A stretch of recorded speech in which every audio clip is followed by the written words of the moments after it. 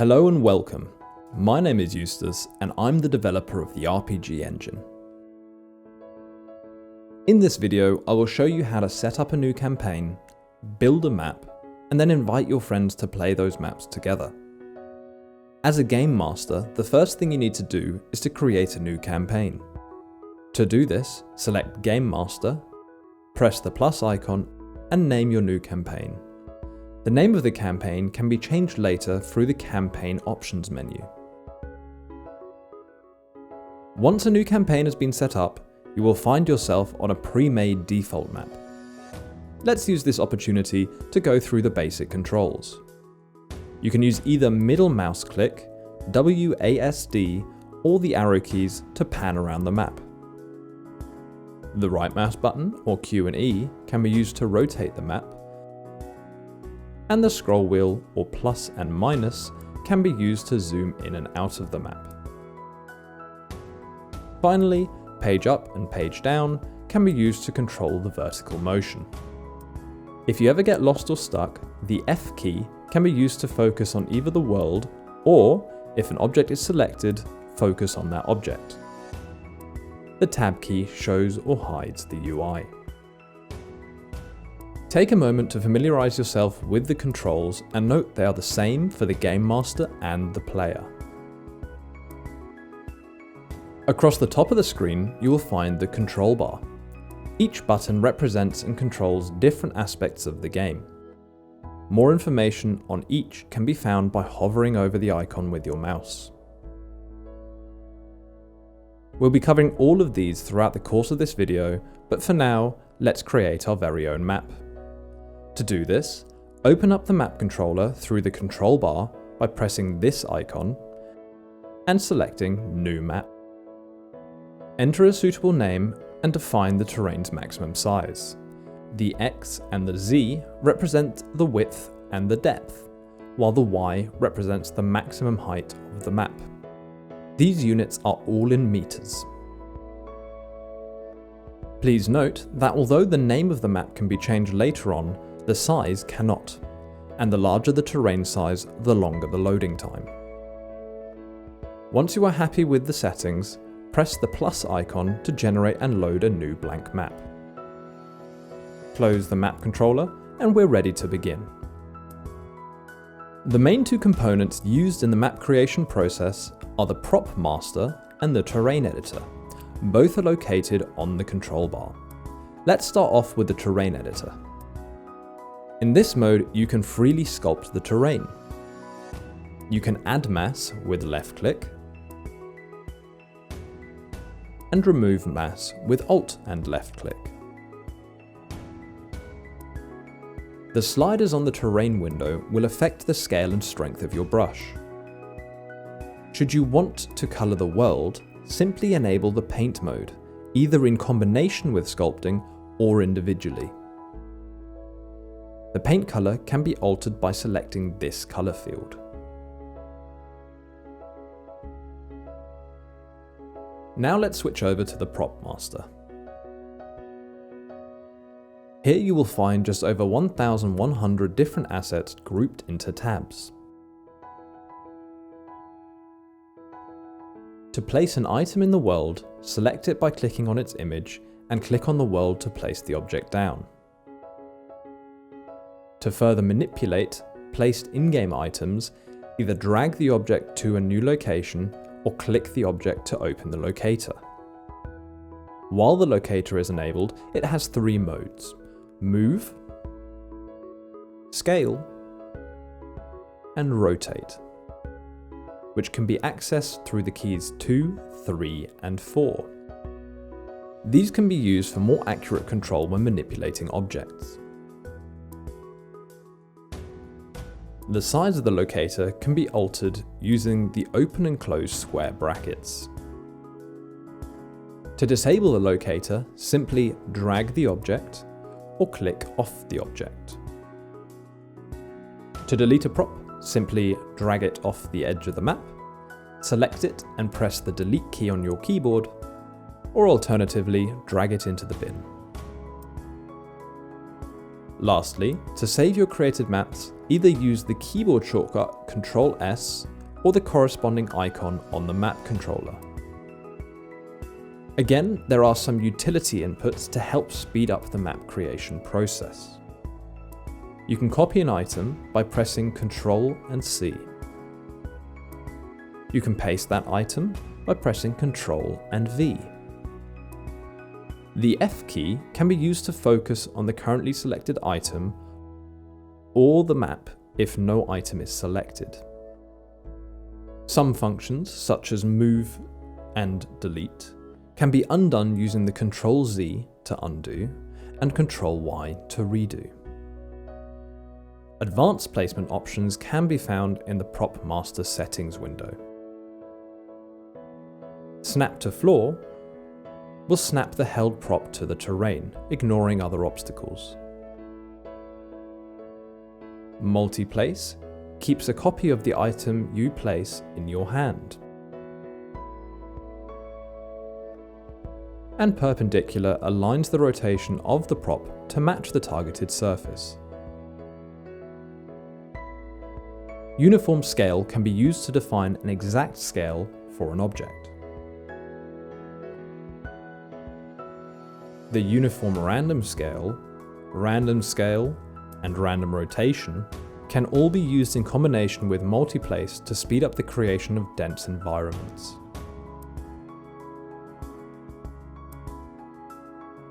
So, using these tools, I will quickly make a map and then we'll take a look at how your friends can join.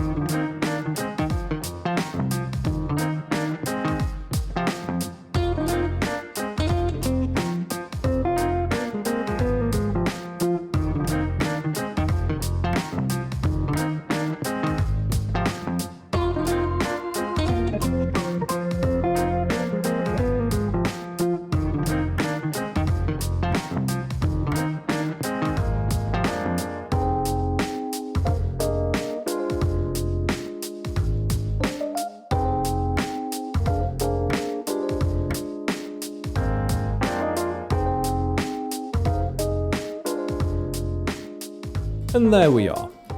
Let's drop in some characters for the players to control. And let's also equip some weapons onto them. Before inviting other players, it is a good idea to check all areas you want your players to explore are accessible by the characters.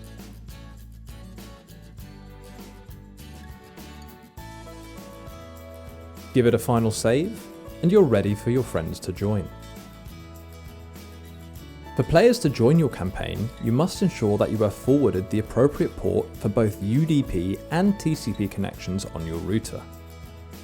The default port is currently set to 25565, but can be changed in the campaign menu. Friends can be invited to your game using the join code located at the top of your map controller. This button copies the code to your clipboard for easy sharing. In the player section of the main menu, people can now connect to your server by entering a character name and the join code into the appropriate fields. Upon pressing connect, they will be thrown into your designated default map. This can be changed using this toggle. In the future, I plan to incorporate more intuitive feedback, but for now, maps which contain players change colour. There is also a full player list located within the chat controller where players can be kicked from the session. Players can be relocated to different maps using the drop-down box. Should a player already be on a given map, this icon will appear next to their name. There is currently a bug in alpha, which means changes made to the map while players are joining that map will not be visible on their end.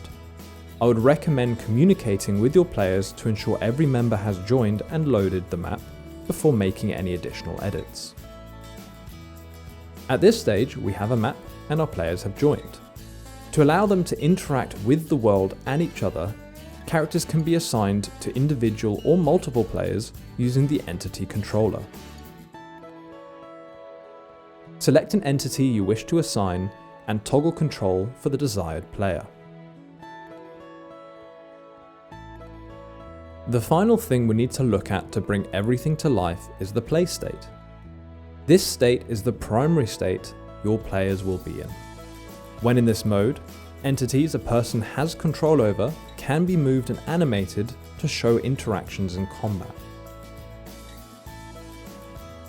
Additional in-game options, such as the chat controller and dice roller, are located towards the right-hand side of the control bar. Should you wish to pause a session for another time, simply save the map and close the game. Please note this will kick all players from your server and close it. I hope this is enough to get you started creating maps and setting up scenarios. The download link for the RPG engine can be found in the description below. For any questions, comments, ideas, and help, please join the Discord where there are sections to upload and download maps created by myself and other users. I hope you have a wonderful day, take care, and I look forward to seeing the amazing designs you can come up with.